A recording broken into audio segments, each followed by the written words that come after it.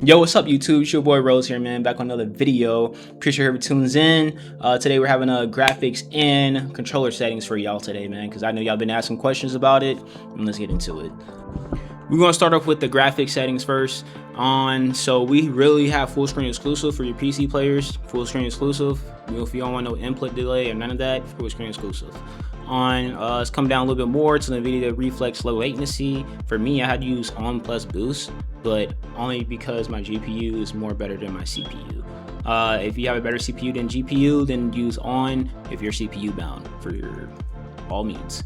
I mean, you can look at this stuff and put it, but it's not really more. I really need to go into a deep dive really about this stuff. It's just simple Terry stuff. So for the quality for y'all console users, it's just Fidelity Cast, and you want to crank that up to 100%. And then the world motion blur and the weapon motion blur, you turn that off. You don't want no motion blur at all. Now for your PC users, by all means look at all this stuff. If you have NVIDIA, none of this stuff should be on, should be off. Those are fake AI frames. They're not going to help you out for the performance. Texture resolution and all this details and textures, I got it on low. I want the best performance possible, and I have a 1440, so I can see great quality. Low, especially if you have not a good PC, you want everything is low. If you have a better PC than me, by all means crank it up to high texture, whatever you want, for like, you know, high, normal, high. Like, if by all means, you know, crank it up, man. I just want my best performance for me, so I'd use low and off for this water quality, water grid. This stuff is pointless, but like I say, you better PC, by all means go for it.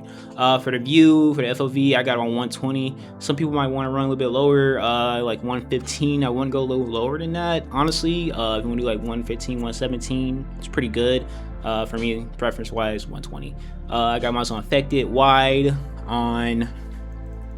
for my of course, you know, you want the wide, you want the most visual for yourself, what you're seeing around your gun and not just your gun. For the, of course, like I said, weapon world motion blur, turn that off, especially you console users, because I think you don't really have that many graphic settings. First person camera movement 50 and third person 100. Inverted flashbang, I got mine on black. I got it on off. Oh wait, no, I don't think it got it on actually. Yeah, mine's turned white. Yeah, I want mine's black because that white on me. Yeah. So yeah, so let's get to the juicy stuff. The controllers. Now before I get into it, I have a SCUF Envision on, so I have a little bit extra settings than the game. But if I were y'all, I mean, you don't really need it, but you know, just get a controller that you're comfortable with. But I recommend SCUF Envision, it's really good.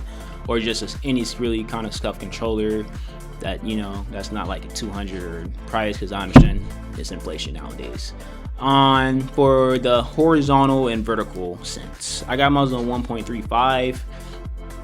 If you want to use 1.4, like 1.5, I think 1.5 is a little bit too big. 1.6, some people use it. I just think the lower you go, the better you're off. You want to hit your shots. I do 1.35. Some pros do 1.4, 1.38. Anything around that area, I really think you'll be fine in enjoying this game. Controller vibration, it's 2026. Why do we have that on? It should not be on at all. You're literally gonna be missing more of your shots. Like, it's gonna be shaking your controller. Like, come on now, do better.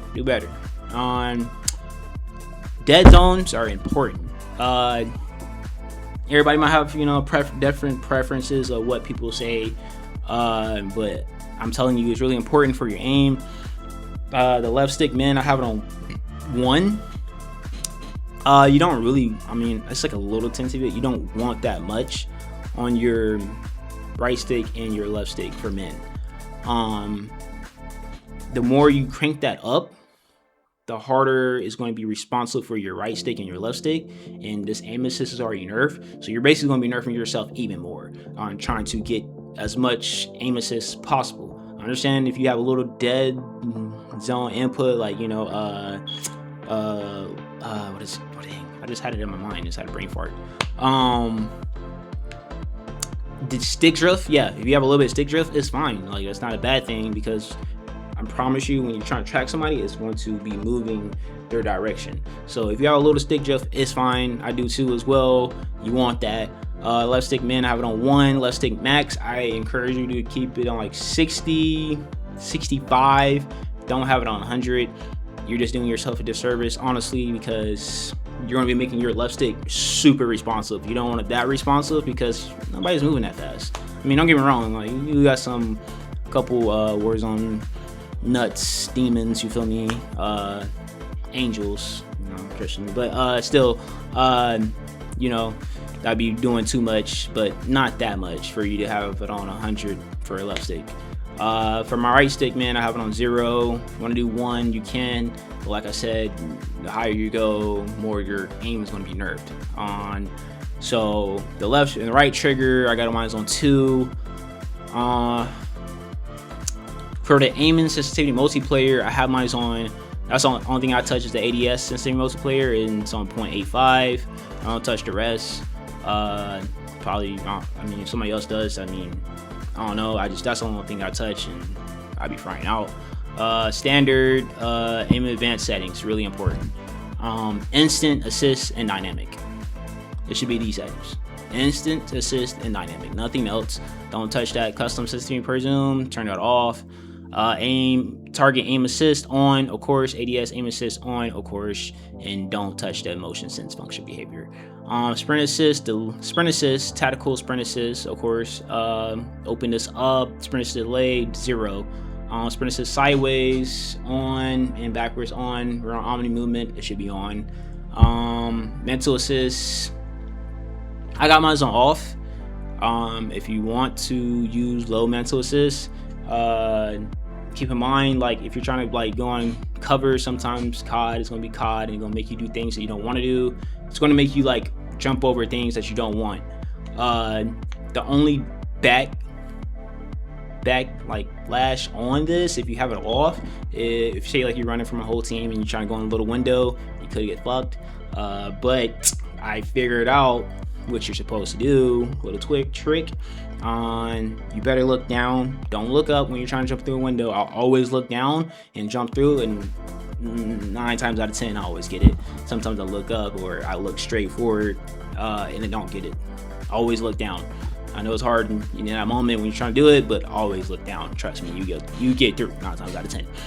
Crouch assist off. Corner slice, do not have this on. I think it's worthless, because it's worthless in my opinion. On wall jump assist, I have mine on sideways only. The forward only is weird, and just on is weird. Just makes you do like non-consistent things. I want something consistent, so sideways, and it feels just better. Jump on the side, you know, boom boom, can see somebody. Tap the slide, I have for my slide and dive behavior. Some people run hybrid for pros. I run type of slide because I really don't use dive, other than like if I'm trying to get like a pull on my shoot or something like that. That's it, and I'm cool with just holding it down because just used to it. Sprint restore on, sprint, maintain sprint on, parachute automatic behavior, and you have that off or on always. If you know you're not gonna be at the game, or you don't want to like timing, I keep it on always. And for the blackout, I'll keep this on automatic, because the only time it really deploys is twice. If you die and you come back, it will deploy automatically, and if when you jump out the plane, offer it up. Other than that, you got to do it yourself. That's everything for this. I mean, if you need to look at it again, it's right here. And if you want to look at this stuff, it's right here. But this is what I have it on. But I don't really think it's like gonna affect if you just need it.